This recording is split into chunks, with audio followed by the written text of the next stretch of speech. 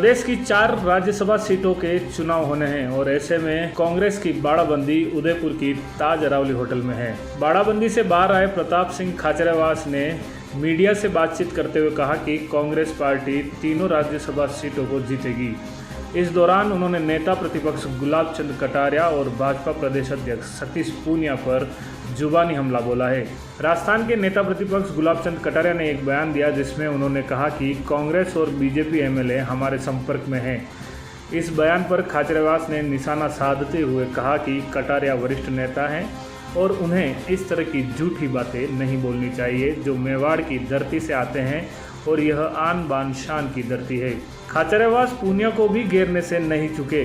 उन्होंने कहा, महाराणा प्रताप के बारे में सबसे ज़्यादा प्रताप का अपमान उन्होंने ही किया है।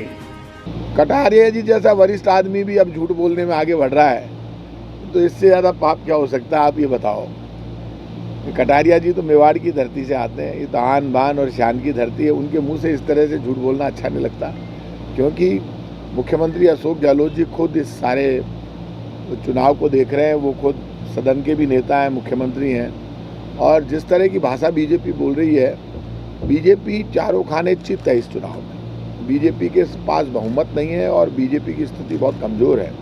ऐसे में अब बीजेपी अपनी झेप मिटा रही है। झेप मिटाने से कोई फ़ायदा नहीं होगा।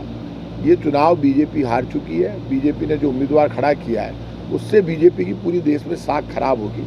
और मैं इतना कह सकता हूँ कि अभी जो हमारी वर्किंग स्टाइल रही, जो हमारा काम रहा, हमारा जो बजट रहा, उस बजट के बाद बीजेपी डरी हुई है। इसलिए बीजेपी इस बात को जानती है कि जब राजस्थान में 26 लाख उपभोक्ताओं को तो बिजली फ्री हो गई है, 50 यूनिट तक बिजली फ्री की, उसके बाद अशोक गहलोत जी ने जब बजट पढ़ा तो 26 लाख उपभोक्ताओं को तो बिजली फ्री मिल रही है, 15 लाख किसानों को बिजली फ्री मिल रही है, मतलब जीरो बिल आता है उनके यहाँ पे। ये बहुत बड़ा स्टेप है। पूरे देश में पहला राज्य जहाँ पे मेडिकल टोटल फ्री हो गया। 10 लाख तक तो प्राइवेट अस्पतालों में इलाज फ्री और सरकारी अस्पताल में तो हार्ट ट्रांसप्लांट से लेकर किडनी ट्रांसप्लांट से लेकर हर इलाज फ्री है।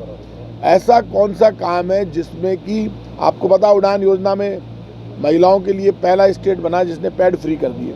ये बड़ा, हर तरह के काम में हम सबसे आगे खड़े हैं। इसलिए बीजेपी हर जगह पॉलिटिकल माइलेज लेने की कोशिश करती है, लेकिन इस बार पॉलिटिकल माइलेज तो आप छोड़िए, बीजेपी को कुछ भी नहीं मिलेगा और बीजेपी की साख खराब होगी। आप इसको बाड़ाबंदी कह रहे हैं। एक तो पहले ये मान लीजिए, ये बाड़ाबंदी नहीं है, क्योंकि बाड़ाबंदी इंसानों के लिए नहीं होती। तो ये तो सारे एमएलए जो राजस्थान के सरकार के एमएलए हैं, जो सरकार के समर्थन में खड़े हैं, जो कांग्रेस के एमएलए वो हैं, इसलिए सब लोग एक साथ बैठे हैं। इसमें आज भी संगठन में किस तरह से काम करना, वो सारा डिस्कस, कैसे संगठन को आगे बढ़ाना है। जब एक साथ एमएलए इकट्ठे होते हैं तो राजस्थान को कैसे और आगे ले जाया जा सकता है। जो चीफ मिनिस्टर अशोक गहलोत जी ने जो योजनाएं दी, उन योजनाओं का लाभ पब्लिक तक ज़्यादा से ज़्यादा कैसे पहुँचे, वो सब डिस्कस एक साथ हो रहा है। इसमें कोई दोहराई नहीं कि बीजेपी ने इस तरह के हालात क्रिएट कर दिए कि एक साथ इकट्ठे होकर कैंप करना पड़ा। क्योंकि बीजेपी यदि 4 उम्मीदवार ही खड़े होते हैं तो आप इस बात को अच्छी तरह जानते हैं, 3 कांग्रेस के जीतते, 1 बीजेपी का जीतता, झगड़ा ही नहीं था।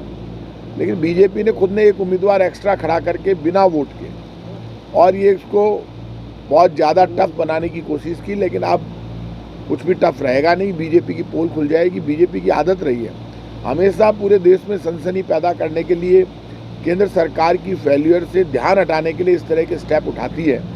राजस्थान में तीनों सीटें कांग्रेस पार्टी जीतेगी, कांग्रेस पार्टी के उम्मीदवार जीतेंगे और बीजेपी का कोई भी षड्यंत्र, हॉर्स ट्रेडिंग, झूठ, फरेब, धोखा नहीं चलेगा। तो बात उन्होंने कहा कि ये पूरी सरकार ने पिछले लंबे समय से जब भी देखा बाड़ेबंदी में रही और उसका असर प्रदेश के विकास के ऊपर पड़ा। तीसरी बार जो है पूरी सरकार बाड़ेबंदी में। मैं एक चैलेंज करता हूँ सतीश पूनिया जी को, मेरे मित्र हैं, तो टाइम निकाल लें। उदयपुर में बैठे तो उदयपुर में बैठ जाएं, जयपुर में बैठे तो जयपुर में। गहलोत सरकार के 3.5 वर्ष के काम और मोदी सरकार के 8 बरस के काम लेकर हम बैठ जाते हैं। टीवी पर प्रसारित हो जाएंगे काम जो हुए हैं पब्लिक वेलफेयर के, डेवलपमेंट के, और जनता से नंबर ले लेते हैं, हम नंबरों में जीतेंगे। क्या फालतू की बात करते हैं। एक काम गिना दे मुझे मोदी सरकार का, बड़ी बड़ी बातें कर रहे हैं। उस वक्त 1 महीने तक बैठे रहे और उसमें ये हो गया, उसमें हो गया, तो 1 महीने तक बैठे रहे तो उसके लिए तो ये जिम्मेदार थे। ये फालतू की राजनीति जो ये करते हैं, बड़ी बड़ी बातें करना, बड़ी बड़ी बातें करके अपने आप को हाईलाइट करने की कोशिश करना, इससे कुछ होने वाला नहीं है। अब नंबर गेम का खेल है, तो इसमें जोड़ लगाओ भैया, कहाँ की बात कहाँ लेकर जा रहे हो। थोड़ा बहुत केंद्र सरकार का हिसाब किताब भी दे दो। अरे गहलोत सरकार से हिसाब किताब पूछते हो तो मोदी सरकार का हिसाब भी बताओ कि मोदी सरकार ने कितने वादे पूरे किए। हमने तो 80% से ज़्यादा वादे पूरे कर दिए और अपना जो भी रिपोर्ट कार्ड था वो जारी कर दिया। तो इनको भी जारी करना चाहिए, ये तो बिल्कुल भी जारी करते नहीं है, अपना किया हुआ काम बताते नहीं।